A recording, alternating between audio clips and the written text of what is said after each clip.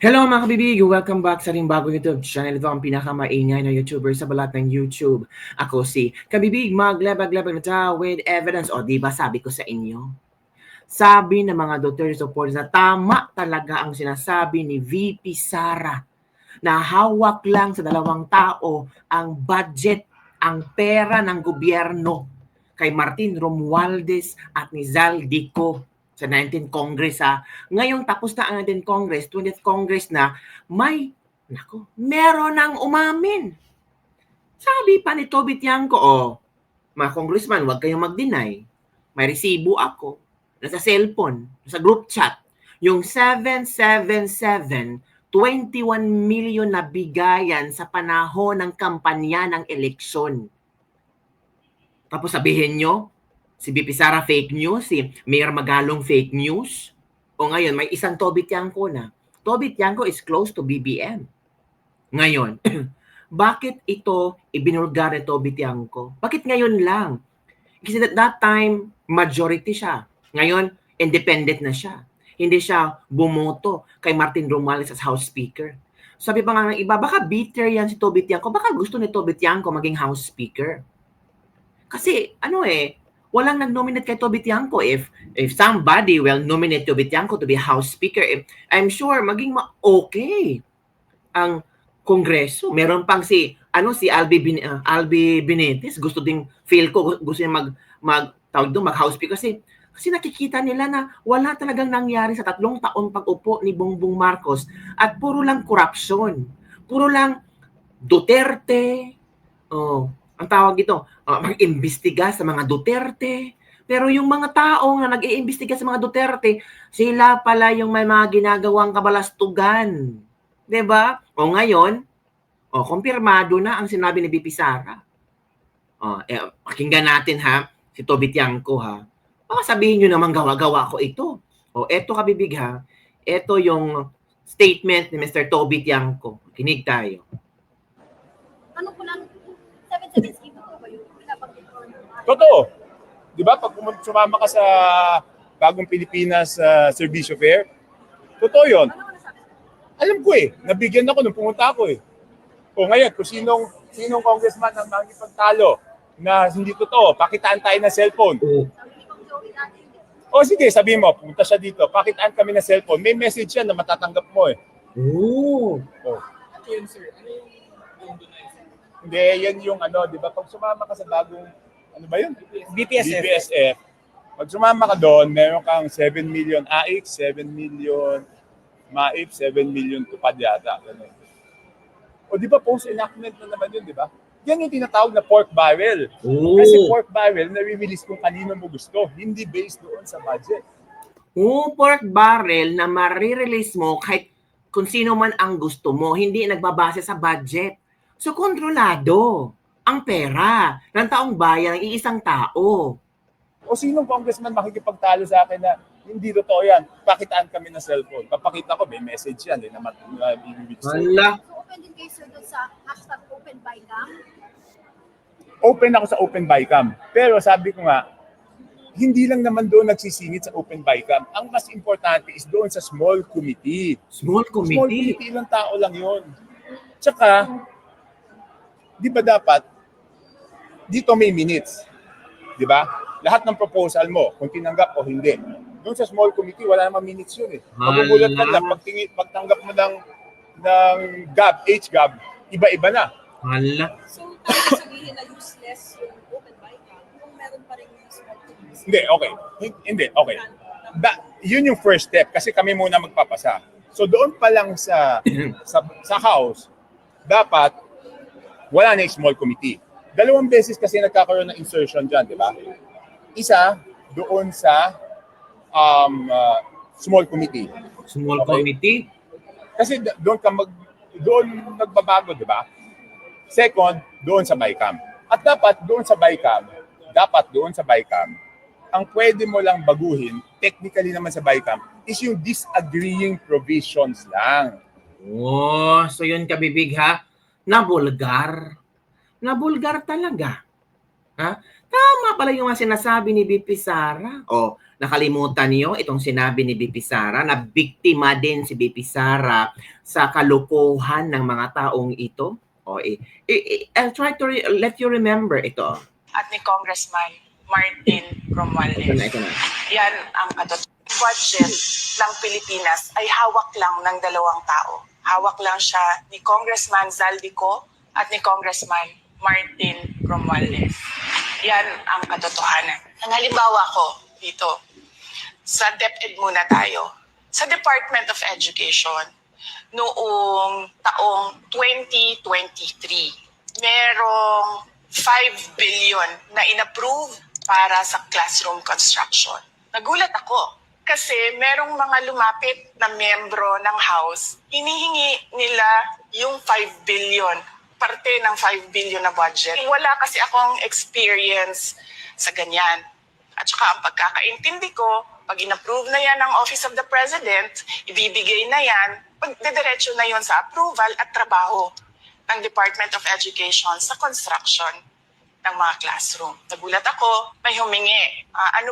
Magkano ba ang amin dyan? Magkano ba ang amin dyan? See? Sinabi ko, hindi pwede ito. Ang mangyayari nito, hindi magagawa ng Department of Education ang trabaho namin na mag-construct ng classroom ayon sa classroom backlog at sa prioritization base sa backlog at sa classroom construction. So sinabihan ko yung isang congressman, sabihan ninyo si Martin Romualdez na hindi pwede chap-chapin ang classroom construction na 5 billion. Kaya kung makikita ninyo sa budget proposal na approved ng Office of the President, 5 billion yon. Pero nung lumabas yung GAA o yung budget approved noong 2023, naging 15 billion siya. Yun pala. Dahil hindi nga ako pumayag na kunin yung 5 billion, dinagdagan nila ng 10 billion yung classroom construction ng Department of Education. Yung 10 billion na yon hindi kontrolado ng Department of Education. Controlled yon ni Congressman Zaldico at Congressman Martin Romualdez. There you go. Diba? Klaro, kabibig. Diba nakita nyo? Diba mga kabibig? Kita nyo? BP Sara nagsabi, diba? Paano yan? Paano yan, kabibig? Sabi ng iba, hindi kami maniniwala. Ngayon si Toby Tiangco na nagsalita. Hindi pa rin kayo maniniwala? Toby Tiangco na nagsalita? Hindi pa rin kayo maniniwala? Diba? Ito pa ha, kay Mayor Magalong. Si Mayor Magalong ang una nag-expose sa 7-7. 21 million. Ito. Sistema ngayon sa gobyerno, lalo na sa pamamahagi ng ayuda. Ayon kay Baguio City Mayor Benjamin Magalong, dapat nang magsalita upang mahinto ang maling gawain ng ilang mga nasa gobyerno. Kasunod ito ng pagsisiwalat ng alkalde sa Anyay 777 scheme. Narito ang balita ni Carla Abiliana. Ganyan nakakorap yung sistema, hindi na lang tayo himik.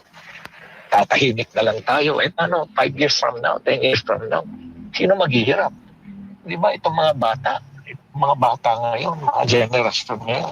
Ito ang isa sa mga dahilan ni Baguio City Mayor Benjamin Magalong kung bakit niya isiniwalat ang umano'y 777 scheme sa Kamara. Sa naging panayam kay Magalong kamakailan, sinabi niya na makatatanggap ito ng 21 million pesos ang isang mambabatas na sasama sa mga sortie ni House Speaker Martin Romualdez. Ang pondo ay kukunin sa Assistance to Individuals in Crisis Situation o AX ng DSWD. Tulong panghanap buhay sa ating disadvantaged displaced workers o tupad ng DOLE. At isa pang 7 million pesos ay mula sa Medical Assistance to Indigent Patients o MAIP ng DOH. Ang isa rin sa mga hindi nagustuhan ni Mayor Magalong ay ang tila pagmamalaki ng mga mambabatas na sa kanilang bulsa galing ang ipinamamahaging ayuda. Ipinunto rin ng alkalde na trabaho ng DSWD at DOLE ang pagbibigay ng tulong sa mga kababayan nating lubos na nangangailangan. Klaro-klaro naman sa ating constitution.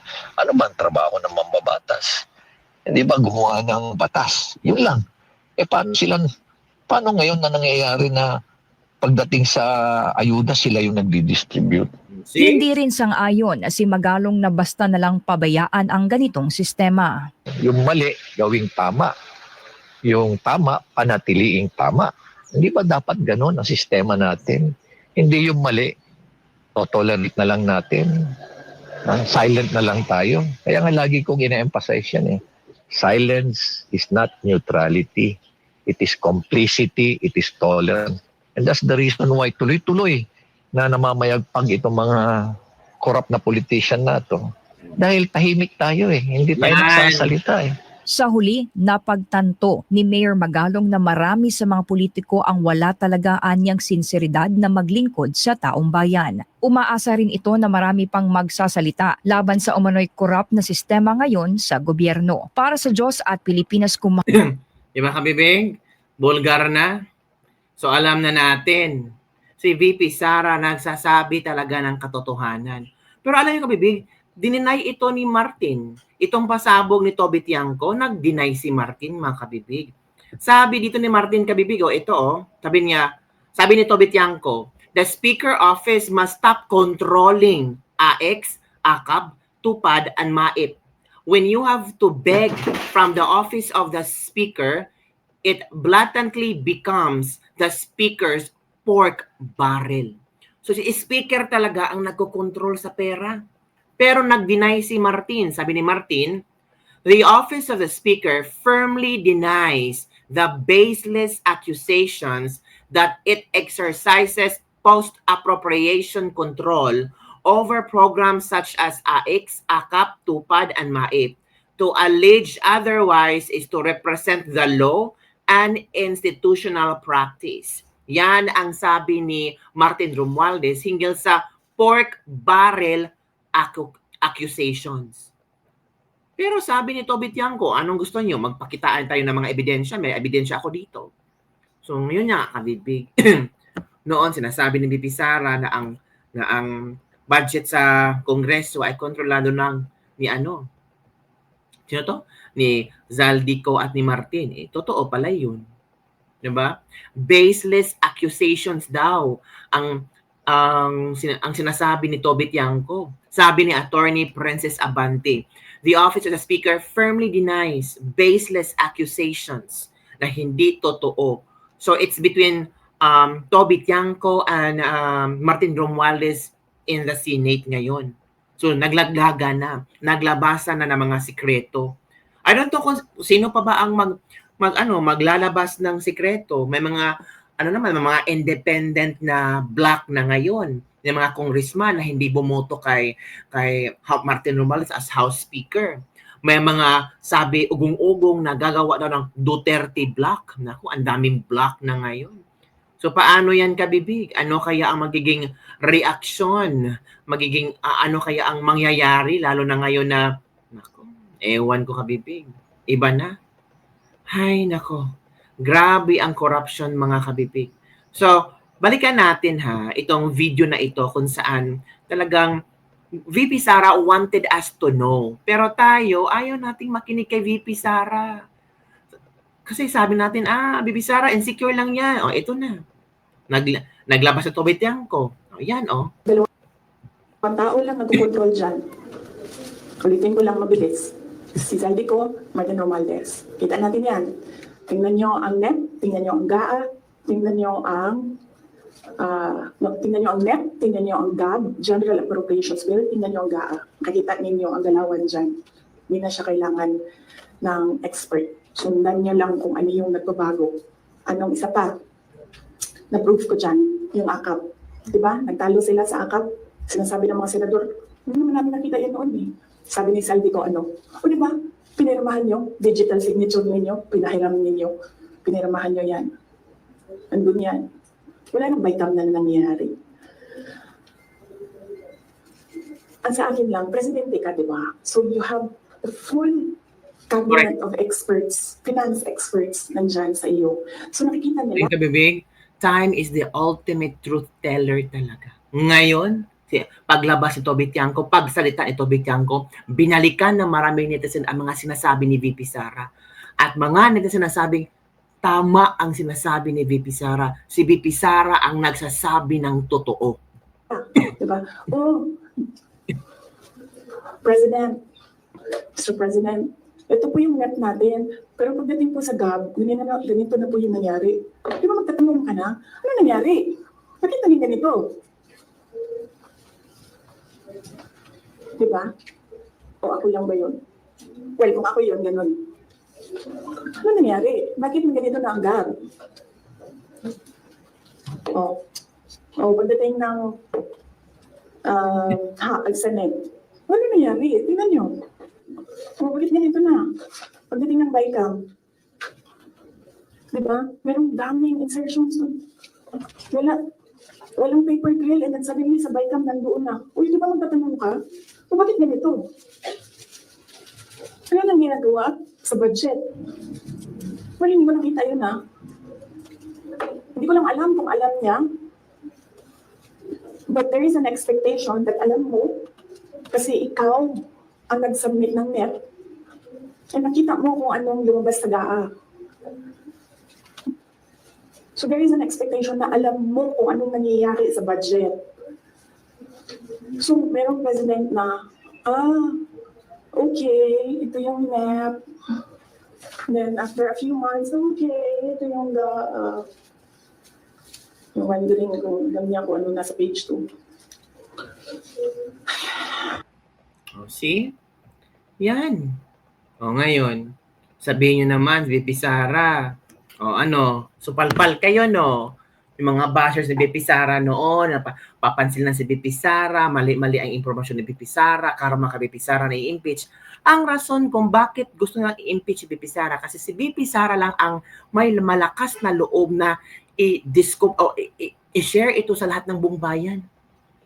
Si VP Sara lang ang may tapang na ipaalam ito sa sambayanang Pilipino. Wala siyang pake kung nanganganib ang buhay niya, may banta ang buhay niya, ipapapa-impeach siya. Kasi as long as masabi niya ang katotohanan sa taong bayan na nagbabayad ng tax at ganito ang nangyari ng pera ng taong bayan. Tingnan nyo ngayon, Tobitian ko. Noon, hindi sila makapagsalita kung totoo yung 777 na ibinulgar ni Mayor Magalong. Pero ngayon, confident na si Tobitian kung magsalita na totoo yun. Nabigyan ako. Tingnan nyo.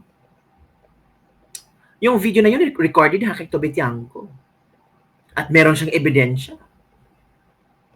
So mga congressman nyo, nako. Kaya pala. So, malapit na ang 2028. Isipin yung mabuti. Niwaldas ang pera ng taong bayan. Yung nakabibig, ano ang inyong komento hinggil dito? Don't forget to like, subscribe, and share this video. From the very first start, tama talaga si VP Sara.